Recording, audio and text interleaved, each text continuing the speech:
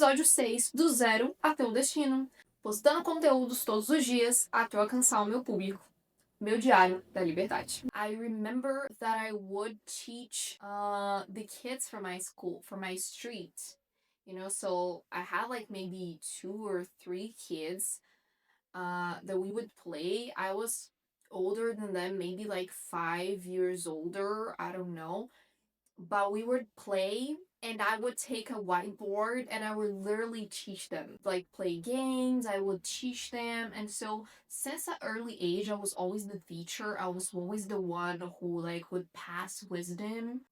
And also my sisters just told me that I was always that wise kid, that kid who's always being smart and intellectual and who really like it's adulting early. And so I was always that kind of wise girl.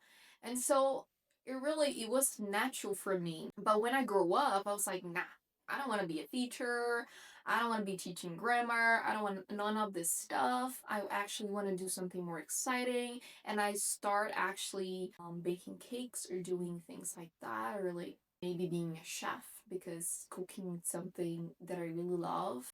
And that's a story for another episode, but then I was like, but that didn't work out at that time. And so I really wanted to leave that job. I saw that working for other people was not my jam, was not my cup of tea. And so I decided to quit that job. And that was the crazy shit but I decided to quit that job and to pursue my dream of working at home, was having a home office job. And again, nobody believed in me.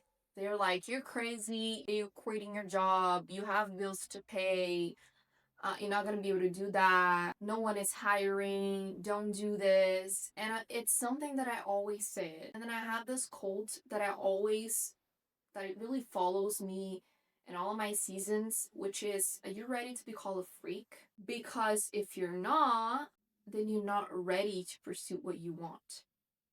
Are you ready to be called a freak? Are you ready to be called crazy, to be called freak? Because when you're going to chase that wild dream that you have, people are gonna call you crazy. And in my life, I knew that an indicator that I was on the right path was